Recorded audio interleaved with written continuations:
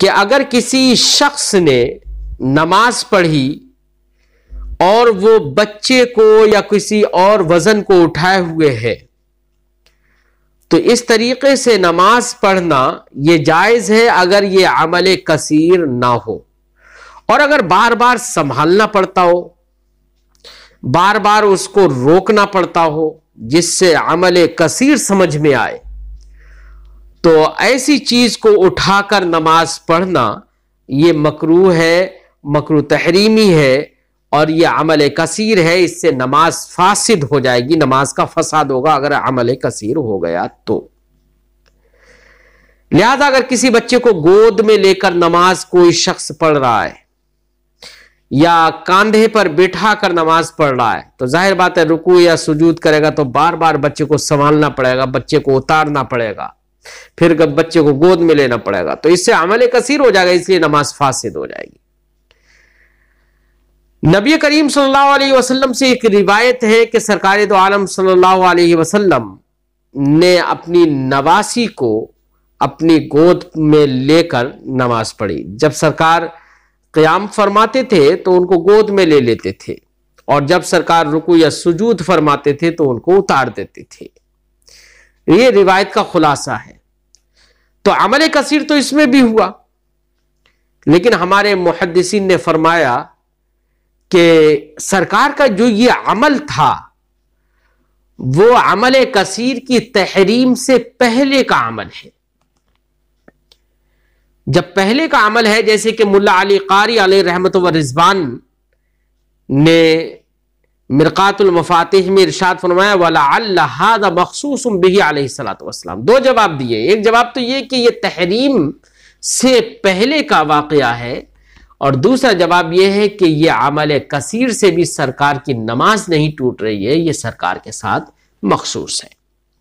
وہی فرماتے ہیں کہ وَلَعَلَّ هَذَا مَخْصُوصٌ بِهِ علیہ الصلوۃ والسلام او وقع قبل ورود قوله علیہ السلام ان فی الصلاۃ لشغلا اور لبیان الجواز فإنه جائز مع الکراہہ۔ یہ تیسرا جواب دیا۔ دو جواب تو جو ابھی ہم نے ذکر کر دیا، تیسرا جواب ملا علی قاری علیہ رحمت و رضوان نے فرمایا کہ بیان جواز کے لیے، کیونکہ کراہت اگرچہ ہے لیکن یہ لوگوں کو یہ معلوم ہو جائے کہ کراہت کے ساتھ ساتھ اس طریقے سے نماز پڑھنا یہ جائز ہے۔ اسی مفہوم کو اشعۃ اللمعات میں بھی ذکر کیا گیا ہے۔ خلاصے گفتگو یہ ہے کہ عمل کثیر سے نماز فاسد ہو جاتی ہے اور عمل قلیل سے نماز فاسد نہیں ہوتی ہے۔ لہذا کسی مرد نے یا عورت نے کسی بچے کو گود میں لے کر نماز پڑھی اور اس کو بار بار اتارنے یا بار بار گود میں لینے کی ضرورت نہ پڑے، بلکہ اس کو اس طریقے سے روک لے کہ وہ بار بار اترے نہیں، تو نماز میں کوئی حرج نہیں ہے، نماز صحیح ہوگی۔ اور اگر بار بار اتارنے کی ضرورت ہے تو پھر اگر عمل قلیل ہے تب بھی یہ خلاف سنت ہے، مکروہ ہے، اور اگر عمل کثیر ہے تو نماز فاسد ہو جائے گی۔ باب الرجل یصلی وهو یحمل الشیء، اس آدمی کا بیان کہ جو نماز پڑھے اس حال میں کہ وہ کسی چیز کو اٹھائے ہوئے ہو۔ اب کسی چیز کو اٹھائے ہوئے ہو، بیگ اٹھائے ہوئے ہو یا کسی بچے کو اٹھائے ہوئے ہو۔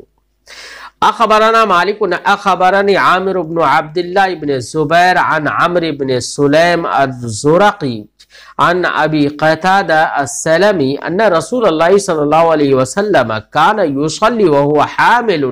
امامة ابنة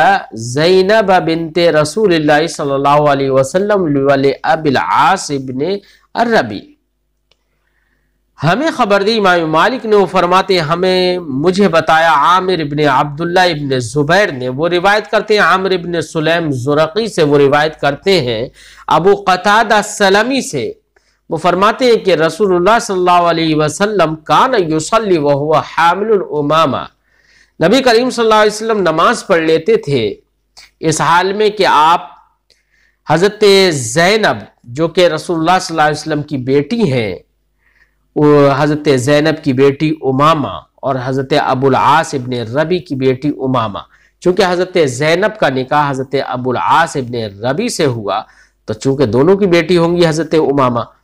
تو اسی کو فرماتے ہیں کہ نبی کریم صلی اللہ علیہ وسلم نماز پڑھ لیتے تھے وَهُوَ حَامِلٌ، اس حال میں کہ سرکار گود میں لیے ہوئے ہوتے تھے یا اٹھائے ہوئے ہوتے تھے امامہ بنت زینب کو، امامہ جو کہ بیٹی ہیں حضرت زینب کی، جو کہ زینب بیٹی ہیں رسول اللہ صلی اللہ علیہ وسلم کی، ولی ابی العاص ابن ربی، اور امامہ بنت زینب اور امامہ بنت لابی عاص ابن ربی جو حضرت ابو عاص ابن ربی کی بیٹی ہے، یعنی زینب اور ابو عاص ابن ربی کی بیٹی ہے۔ تو سرکار دو عالم صلی اللہ علیہ وسلم نے اپنی بیٹی زینب کا نکاح حضرت ابو العاص ابن ربی سے کیا، اور سیدہ ام کلثوم اور حضرت رقیہ کا عقد حضرت عثمان غنی رضی اللہ تعالی عنہ سے کیا، یکے بعد دیگرے۔ اور چوتھی بیٹی کا نکاح حضرت فاطمہ الزہرا کا نکاح سرکار نے حضرت علی رضی اللہ تعالی عنہ سے کیا۔ یہ 4 بیٹیاں تھیں سرکار کی، لہذا کچھ رافضیوں کا یہ کہنا کہ سرکار کی صرف ایک ہی بیٹی تھی حضرت فاطمہ الزہرا، یہ کہنا ان کا غلط ہے، بلکہ 4 بیٹیاں تھیں، اور ان 4 بیٹیوں کے علاوہ حضرت خدیجۃ الکبریٰ سے 2 بیٹے بھی تھے جن کو حضرت عبداللہ اور حضرت قاسم کہا جاتا ہے۔ انہی دونوں حضرات کو طاہر اور مطہر بھی کہا جاتا ہے۔ تو یہ 6 اولادیں سرکار کی حضرت خدیجۃ الکبریٰ رضی اللہ تعالی عنہا سے تھیں۔ تو 6 اولادیں تھیں سرکار کی، جبکہ رافضی لوگ کچھ یہ کہہ دیتے ہیں کہ سرکار کی صرف ایک ہی بیٹی تھی حضرت فاطمہ الزہرا۔ یہ ان کا خلاف حدیث، بہت ساری احادیث کے خلاف بات ہے، جھوٹ ہے اور من گڑت ہے۔ فرماتے ہیں کہ فَإِذَا سَجَدَ وَضَعَهَا، تو جب سرکار سجدہ کرتے تو حضرت امامہ کو اتار دیتے، وَإِذَا قَامَ حَمَلَهَا، جب سرکار قیام فرماتے تو ان کو اٹھا لیتے اپنی گود میں۔ حضرت امامہ یہ سرکار کی نواسی ہیں۔